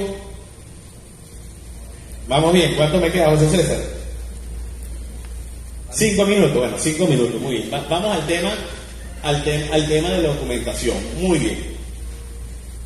Mi amigo Fran, que está en un grupo multinacional, debe tener en cuenta, y ustedes que van a ser gerentes de multinacionales o de grandes empresas panameñas, o quizás sean los directores de ingresos de mañana, porque en Panamá mucho se apuesta a ser director de la ACP, pero yo estoy casi seguro que cuando Adolfo sea diputado y Jennifer sea director general de ingresos, la directora general de ingresos va a ganar más que el director de la ACP, porque Panamá, para tener sostenibilidad fiscal, debe de vivir de los ingresos tributarios, y eso apuesta en todos los estados.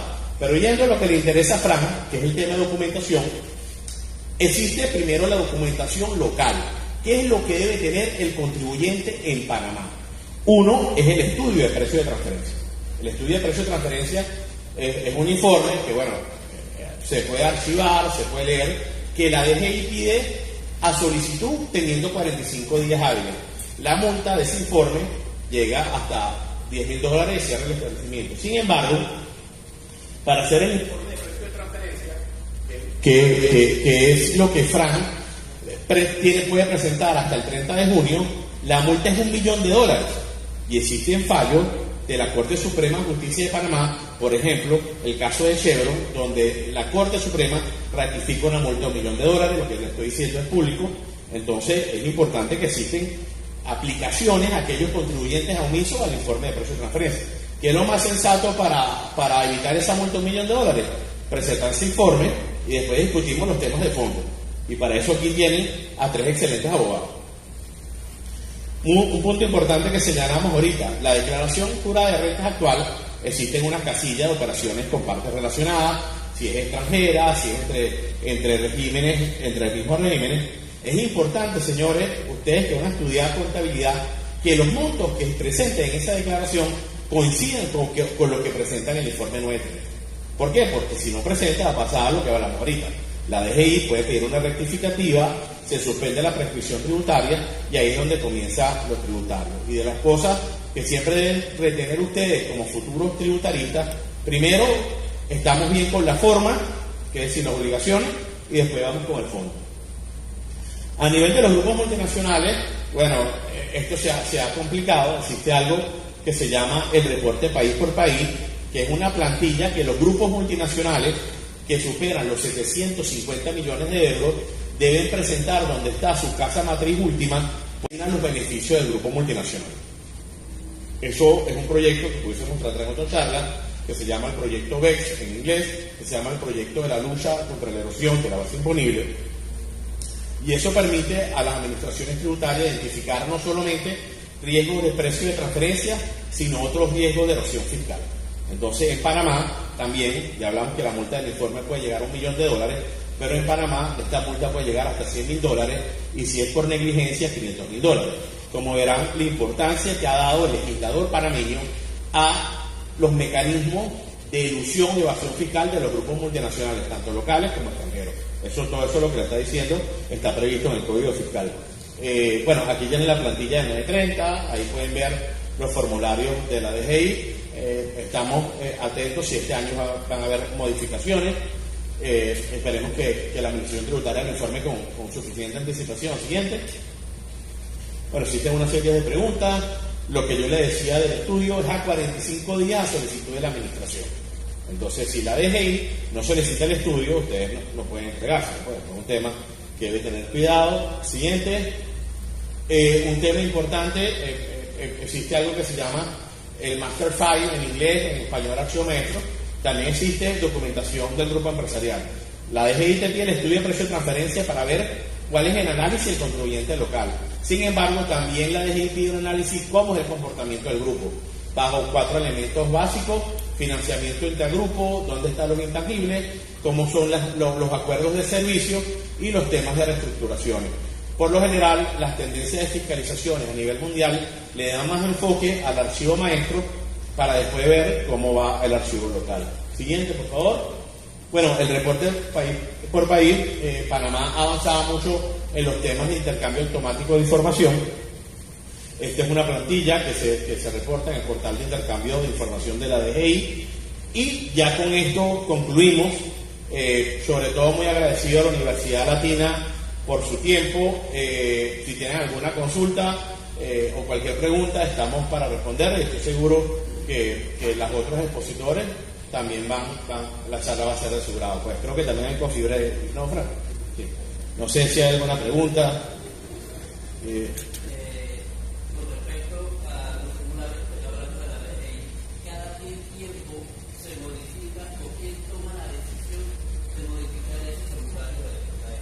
¿Tu nombre? Lester, excelente pregunta. Para la DGI, cambiar un formulario tiene que hacer una resolución.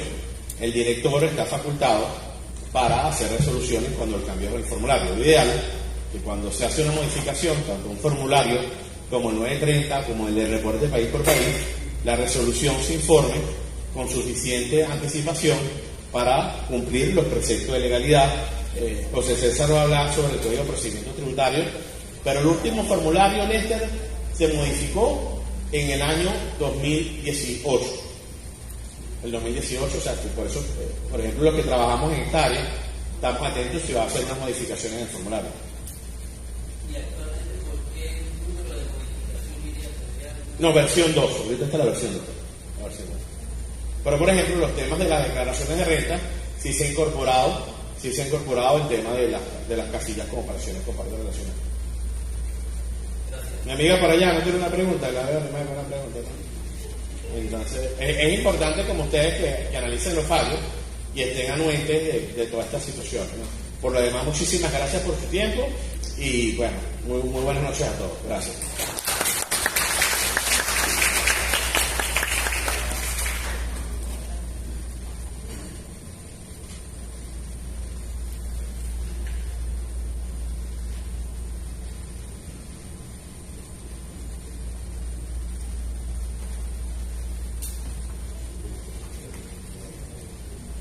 Ya, gracias. Se me olvidó. Con el pago de impuestos contribuimos al desarrollo de Panamá. Muchísimas gracias a ustedes. Conversatorio, esperemos que hayan podido disfrutar la sesión de la rutina. A continuación, nuestro siguiente expositor es el licenciado José César, que nos hablará esta noche sobre el Código de Procedimientos Tributarios. Un resumen más o menos allí de la historia del licenciado en Derecho y Ciencias Políticas de la Universidad de Panamá, maestría en Derecho Tributario en el Instituto de Estudio e Investigación Jurídica de Nicaragua, en convenio con el Tribunal Administrativo Tributario, concurso de fiscalización del Centro Interamericano de Administración Tributaria. Laboró en el equipo legal del Tribunal Administrativo Tributario, así como de la Dirección General de Ingresos, asesor legal y de recaudo en la Administración Tributaria. En el sector privado se encarga de asesorar las operaciones de transacciones de empresas locales y extranjeras, así como los análisis y atención de incentivos fiscales, representación de empresas en litigios fiscales. Luego de colaborar 7 años en Big Four, se integra a Grand Shore Panamá como director legal en impuestos. Organiza esto, a los estudiantes igual. Siempre nosotros los que estamos siempre en esta área nos preguntamos de que vemos a veces muy pocos foros a nivel de colegios, universidades, y cada vez que nos invitan a la universidad a conversar sobre esto, de verdad que es bastante regocijo para nosotros, ¿no? Y es porque el tema de impuestos, auditoría, sé que todos aquí tienen su campo, algunos ya forman parte de equipo de finanzas de algunas empresas, otros están por iniciar, pero el tema es que los impuestos los tributos más que todo están por todos lados. A veces los vemos, no los vemos, y la realidad es que siempre es bueno iniciar con el conocimiento de esto a nivel de secundaria o universidades, en tema de tributos. ¿Y por qué yo digo que están por todos lados? ¿Por qué? Porque ustedes van a comprar calzado, hay impuestos ahí, las personas que laboran igual en empresas, hay tributos, contribuciones, seguro social, seguro educativo, hasta, como mencionaba Adolfo, tienes una casa, pagas impuestos de inmuebles dependiendo del valor, tienes un carro, tienes que pagar impuestos todos los años, que muchas veces no nos damos cuenta, no lo vemos, pero la placa es en realidad un impuesto de circulación, es un impuesto municipal. No pagamos por la lata, sino por el derecho a circular en las calles del distrito donde nuestro vehículo está inscrito, ¿no? Entonces, los tributos están por todos lados, como les decía, y siempre es bueno conversar de todo un poco sobre este tema a nivel universitario, ¿no? Entonces, en esta ocasión, queremos compartir con ustedes básicamente lo que consiste el Código de Procedimiento Tributario, un pantallazo Nosotros para hablar del código podríamos pasar aquí toda la noche. Sin embargo, sí es bueno comentarles sobre la existencia y en qué consiste básicamente este texto. Muchos habrán escuchado de otros tipos de códigos, igual que en otras jurisdicciones. Panamá cuenta con compilados, que es lo que básicamente son compilados de leyes, de normativas, en las cuales el Código de Procedimiento no las incluye al 100% las normas fiscales, pero sí un buen grupo, un buen tramo de normativas y regulaciones que usualmente están de manera muy aislada. Cuando nosotros nos ponemos a analizar la cantidad de leyes fiscales que hay en Panamá, están en donde menos uno se lo espera. A veces en el código electoral hay normas que te hablan de impuestos, de las exoneraciones que tienen los partidos políticos. En el código laboral también de repente hay alguna normativa que te hable de los impuestos. Entonces están por todos lados de manera aislada, están regadas, como decimos, por todos lados. Y lo que viene a hacer el Código de Procedimiento es tratar de compilar lo mayor posible de las normativas que abarcan las relaciones de las empresas con los contribuyentes, con la administración tributaria, qué tipo de facultades tiene la administración tributaria. Algunas ya las comentó José Luis, Adolfo, en cuanto a los reportes, los informes, las transacciones transnacionales que se realizan, y todo eso es información que la administración tributaria le gusta, le encanta tener como fiscalizador de que todos cumplamos con las obligaciones formales, las obligaciones no solamente del pago de impuestos, sino de la entrega de información, que para ellos es muy relevante. Entonces, básicamente con ustedes solamente voy a compartir algunos puntos que son quizás los más relevantes del Código Tributario, la modernización que está teniendo la administración tributaria en los últimos años. Ya Adolfo comentó de la factura electrónica también, que es algo bastante fluido, bastante amigable para las empresas. Las auditorías fiscales, los métodos de solución de controversia, que es qué pasa en el momento cuando ya la administración tributaria me está pidiendo información, quiere saber si pagué el impuesto, de que si vendí estos carros, vendí las montacargas, le retuve el impuesto sobre la renta a mis empleados. Entonces, ¿cómo se resuelven esas situaciones o cómo las describe el código? Y también qué son, por último, las herramientas digitales que ha tenido la administración tributaria en los últimos años, y que es bastante importante mencionarlo, ¿no? Siguiente, por favor. Y bueno, el Código de Procedimiento Tributario nace en 2019, luego de varios intentos. Hace muchos años se intentó tener un código, un compilado de todas estas normas de índole fiscal, donde tú establecías las facultades de la Dirección General de Ingresos, qué poderes tenía el director o la persona delegada por el Ministerio de Economía y Finanzas. Y la realidad es que la DGI tiene bastante alcance, siempre lo conversamos, a pesar de que la DGI es parte del Ministerio de Economía y Finanzas, es una dirección dentro del Ministerio, no tiene una autonomía al 100%, tiene mucho alcance en el sector privado y en el sector público. ¿Por qué lo decimos? Porque la DGI puede solicitar información para verificar el correcto cumplimiento de tus obligaciones a otras empresas privadas, puede pedirlo a cualquier otra entidad pública, y dicha entidad pública está obligada a entregarle la información en la medida de que la mantenga en su archivo, en su archivo electrónico, tenga evidencia de esa transacción. Si ellos quieren saber cuántos carros X empresa importó, cuántos productos importó, ellos se lo pueden pedir a la empresa de corretaje de aduanas, pueden ir a la misma autoridad de aduanas para que le entreguen la información, aparte de todos los informes y demás que también las empresas tienen que entregar. Entonces, el código también regula ese tipo de facultades que tiene la dirección, y hasta dónde, que no son infinitas, pero son con un rango bastante amplio, ¿no? Entonces, desde el 2019 se promulgó el Código de Procedimiento Tributario, que no entró en vigencia. A lo que me refiero es que no aplicaba inmediatamente, inclusive todavía no aplica al 100%, hay muchas normas que todavía no han entrado en vigencia, pero hay un grupo importante que regula las relaciones entre el fisco y las empresas, que ya tienen una vigencia notoria y que son perfectamente aplicables, ¿no? Siguiente. Y bueno, ¿cómo nace el Código Tributario? El Código de Procedimiento Tributario, igual que en otras jurisdicciones, los redactores, las iniciativas legislativas siempre a veces se toman modelos o se toman experiencias de otros países, de otras jurisdicciones que también tienen este tipo de códigos, igual que en otros países también tienen códigos laborales, códigos de recursos minerales, etcétera, todo lo que aplique de acuerdo a las actividades que más tengan visibilidad en dicho país.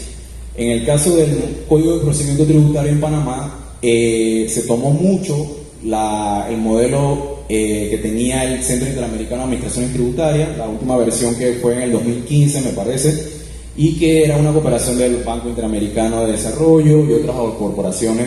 Hicieron una especie como de modelo para que le sirviera de guía a las administraciones tributarias de Latinoamérica y otros países, y cubría mucho de las algunas cosas se fueron moldeando de acuerdo a la realidad de nuestro país. Como les mencionaba, la DGI, a diferencia de otros países, no tiene una autonomía al 100%, tiene recurso limitado y demás, entonces se fue moldeando a la realidad de nosotros, ¿no?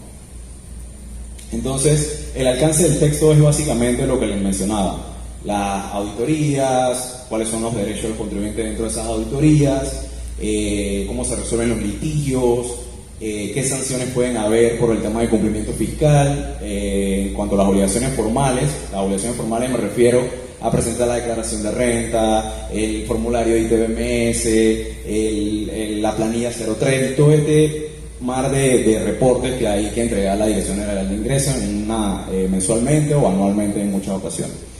Y un punto importante que también surgió en 2019, que era el tema de la evasión fiscal y qué conductas pueden ser consideradas como evasión fiscal o defraudación fiscal penal desde entonces, ¿no? Y bueno, también como les mencionaba, el Código de Procedimiento Tributario no incluye toda la normativa de índole fiscal. Claro, ustedes se pueden comprar uno, pero eso no quiere decir que todo lo van a encontrar ahí. Todavía hay un mar de normativas que incluyen temas del alcance de los impuestos en Panamá, las zonas libres, los regímenes especiales, pero estos son algunos. El Código de Comercio inclusive también te menciona temas de índole fiscal o obligaciones fiscales. El decreto 170, que muchos lo conocen, que es el que reglamenta el impuesto sobre la renta, el decreto 84, el tema del ITBMS, el decreto 109 del 70, que es el que habla de cómo es la estructura de la Dirección General de Ingresos, qué potestad tiene el Director General de Ingresos, las unidades de fiscalización, y los demás convenios internacionales que Jennifer va a comentar más adelante,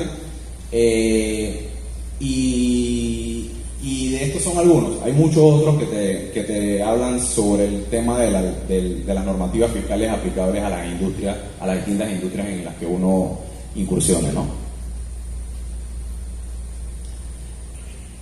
Aquí, como les mencionaba, el código te menciona las facultades de la Dirección General de Ingresos, que las mencioné previamente, que es el de requerir la información a entidades públicas, privadas. Tiene una unidad de fiscalización tributaria, que es la que realiza todos los cruces de información que comentaban los demás colegas previamente. No se limita solamente a cruzar información, pueden requerir información a entidades financieras, otras entidades públicas, como les mencioné. Y también te menciona la facultad que tiene la Dirección General de Ingresos para sancionar y ejercer medidas cautelares. Porque sí, la DGI, al ver que puede haber un riesgo de no pago de impuestos, un riesgo de que la empresa puede que cierre todo y se pierda, traspase todos sus bienes, sus carros, sus montacargas, sus mulas, lo que sea, puede efectuar medidas cautelares, es decir, medidas de secuestro. Hay juzgados ejecutores dentro de la Dirección General de Ingresos, y estos son quienes se encargan de efectuar este tipo de medidas para que durante la investigación o dentro de un litigio todavía la administración pueda cobrar o quedarse con los bienes del contribuyente que ha evadido el impuesto correspondiente, ¿no? Y sí, aquí en concordancia con lo que establecía el código, el decreto 109, que era el decreto que establecía cómo era la estructura de la Dirección General de Ingresos, un decreto de ya casi 50 años, pero que todavía está vigente en muchos de sus artículos, te hablaba de las facultades un poquito más agresivas, ¿no? Un poquito de subir, un poco, cuando la DGI puede subir un poco más el tono, en el que inclusive te habla de allanamientos, te habla de citar a los contribuyentes de manera presencial a las instalaciones de la dirección, como para que presente los comprobantes o demás que se necesite para corroborar si en efecto has pagado el impuesto de lo que sea, porque como les mencionaba, los impuestos están en todos lados, venden un terreno, venden una casa, transfieres acciones, hay impuestos que se generan cada vez que haces este tipo de operaciones, ¿no? Y aquí están las facultades un poquito más fuertes que puede aplicar la administración tributaria. Siguiente. El código, previamente no había una normativa que te establecía como paso a paso cómo se realizaban las auditorías fiscales, solamente te decía que la administración tenía 3 años, podría revisarte los últimos 3 años por impuestos sobre la renta, 5 para ITBMS, etcétera, y un número de plazo de prescripción, que la DGI podía pedirte lo que quisiera, pero este código viene a establecer un poquito más ese vacío que había en cuanto a los plazos, a la posibilidad de descargo de pruebas durante el proceso de auditoría, y esto es un breve paso a paso que el código ya va estableciendo cómo se debe realizar una auditoría por parte de la DGI, por parte del contribuyente, qué plazo tiene para aportar, qué plazo tienes para regularizarse en caso tal haya existido algún error contable, y esto en realidad es algo que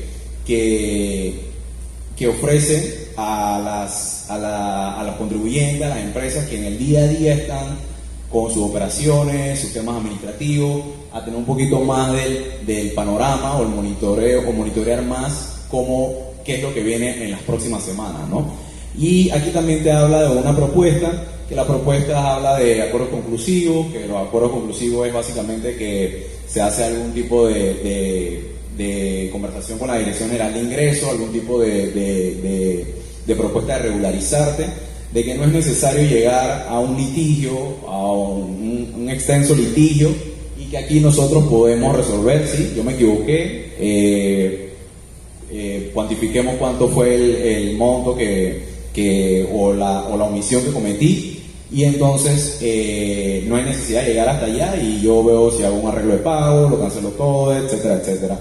Entonces esto brinda un poquito más de certeza a las empresas para en los casos que entren en procesos de auditorías fiscales, ¿no?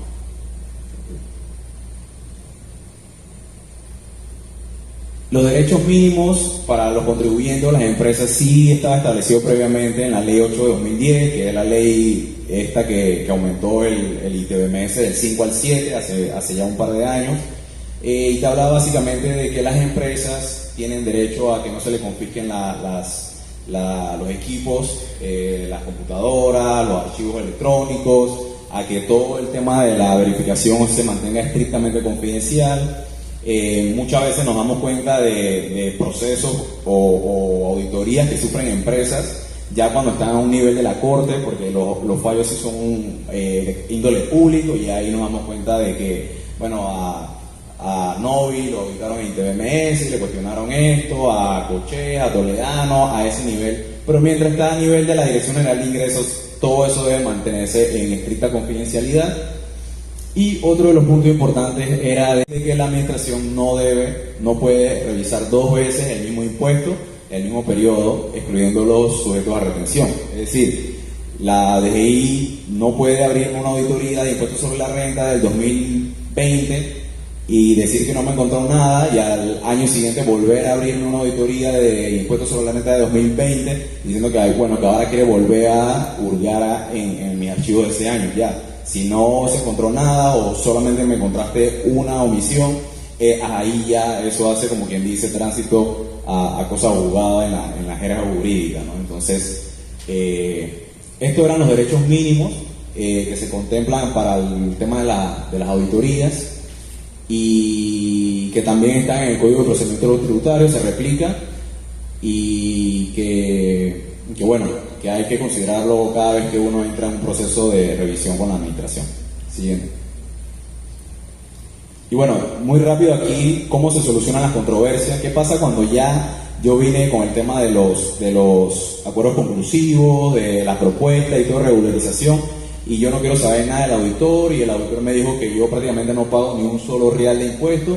Entonces ya yo entro en lo que viene es un litigio o una disputa, ¿no? Entonces hay otros tipos, hay un procedimiento que es el más convencional, que es el del reclamo, la reconsideración, la apelación, que ya son procesos extensos, está involucrada la Dirección del Ingreso, el Tribunal Tributario, pero también otros tipos de métodos, que es la transacción tributaria, que fue reglamentada hace poco, estuvo vigente hasta el 31, Adolfo, los acuerdos de pago extraordinario, que se le brindaba la posibilidad a los contribuyentes que tuviesen litigios y demás, para llegar a algún tipo de acuerdo con la administración y ya como quien dice finiquitar estos procesos que a veces toman años y demás.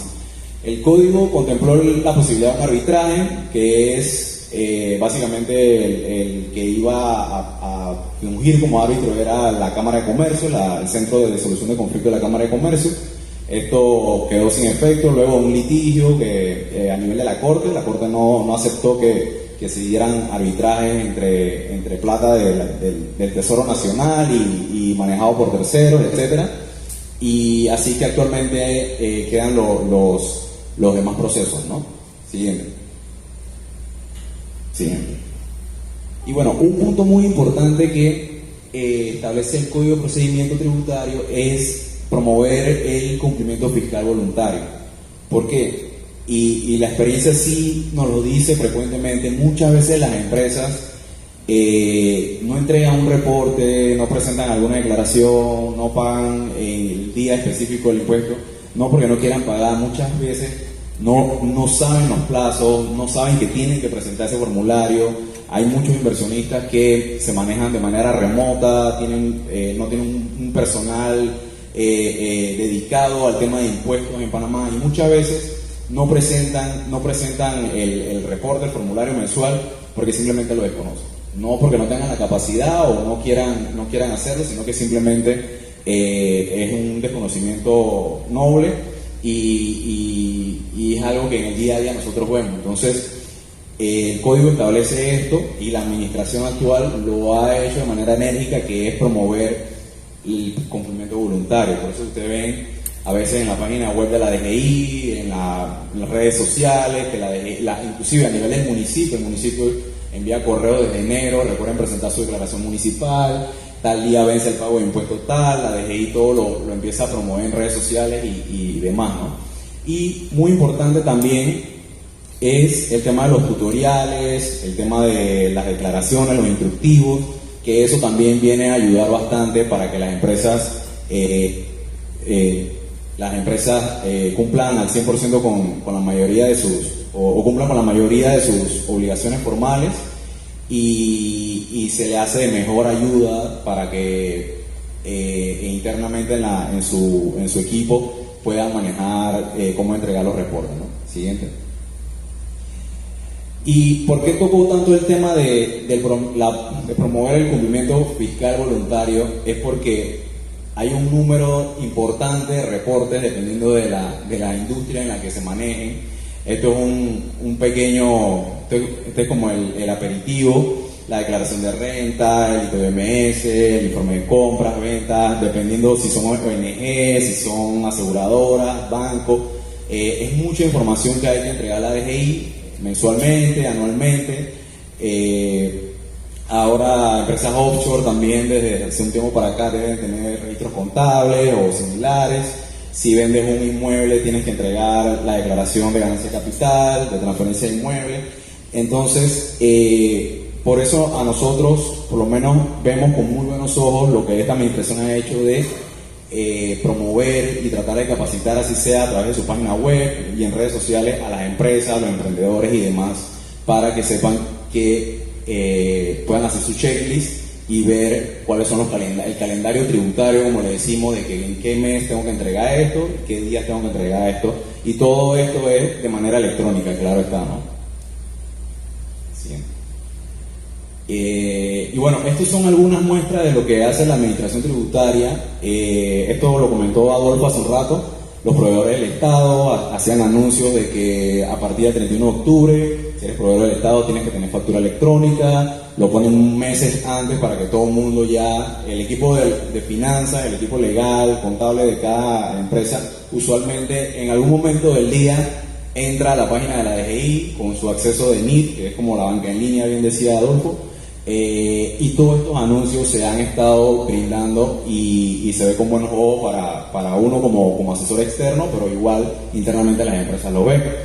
Exige tu factura, el tema de que promueve de que todas las empresas, así sea de manera electrónica o con el equipo fiscal, si decidieron operar de esa manera, no olviden esa obligación. Hay sanciones que aplican por no facturar, de 1.000 a 5.000 la primera vez, son sanciones bastante altas, y que al día de hoy, y algo que me llama mucho la atención es que al día de hoy todavía se sanciona a un número importante de contribuyentes por ni siquiera tener equipo fiscal, algo que existe desde hace 12 años, y muchas veces vemos casos de que le ponen sanciones bastante altas, no porque el equipo fiscal está dañado en ese momento o porque lo vieron no facturaron, sino que simplemente no tienen. Entonces ya eso me parece que debe ser un tema superado, pero igual la administración tributaria sigue promoviendo la exigencia de la factura, sea como sea que estés operando, ¿no? Siguiente. Y bueno, este es un otro ejemplo del instructivo que sube la Dirección General de Ingresos en su página web también. En época de pandemia muchas cosas se digitalizaron, subieron instructivos de cómo presentar las declaraciones de transferencia de bienes inmuebles y conciliar los pagos de estos impuestos cuando se hacen las ventas de terreno, apartamentos y demás, para que ya las empresas pudieran bueno, aquí vemos el panorama más completo de lo que hablaba también José Luis, de que muchas de las modernizaciones de las administraciones tributarias van mucho encaminado a la fiscalización ya de una manera más global, ¿no? Hay mucho intercambio de información tributaria, esto lo contempla el código de procedimiento también, el tema del intercambio de información para fines fiscales, ya no solamente hay empresas que tienen presencia en un sinnúmero de países y ya no simplemente se enfocan en qué obligaciones tengo aquí o qué cuestionamientos puedo tener aquí, sino lo que me cuestionen aquí, qué incidencia puede tener la operación de acá. Y con los regímenes especiales que tiene Panamá, todo esto cada vez tiene un poquito más de alcance, ¿no? Siguiente. Creo que este es el último ya. En el 2021, el Ministerio de Economía y Finanzas emitió una resolución en la que constituía una unidad a nivel de la Dirección General de Ingresos para apoyar el tema de la transformación digital. Esta DGI ha hecho muchos trámites que antes eran presenciales, lo conversamos hace un rato, lo ha hecho de una manera más amigable, de que todo sea lo más digital posible, solicitudes de una aplicación del CAIR, exoneraciones, cualquier tipo de corrección a nivel de tu estado de cuenta se puede hacer de una manera más amigable, más rápida. Antes conversábamos de que, bueno, si yo tenía un terreno en Oncú y yo quería pedir algún tipo, o iba a construir y necesitaba una exoneración de mejora, entonces yo tenía que ir a la DGI de allá de Herrera a presentar ese papel para que de allá lo tramitaran, y ya todo esto en esta administración se ha superado bastante. Y bueno, prueba de eso es esta regulación que emitió en el 2021 el Ministerio de Economía y Finanzas, de que poco a poco con factura electrónica y todo lo demás se ha ido modernizando, ¿no? Y hasta que al final al 100% ya los contribuyentes tengan muy poca necesidad de acudir a la DGI a realizar sus trámites, ¿no? Bueno, con eso concluyo. El Código de Procedimiento tiene 1 millón de normativas adicionales. Creo que esta es la más importante para compartir con ustedes. Y igual, como les decía, los impuestos están por todos lados, así se formen parte de un equipo de finanzas, emprendan y demás. Siempre en nuestra experiencia el tema del impuesto es de las primeras 3 preguntas que se hacen cuando se abre una empresa nueva o cuando viene un inversionista extranjero. cuánto es la tarifa, qué me aplica, qué exoneraciones tengo, entonces nunca hay que dejarlo, como quien dice, atrás, ¿no? Así que muchas gracias y bueno, le doy la palabra a Jennifer, pero no haberme pasado tanto, así que muchas gracias.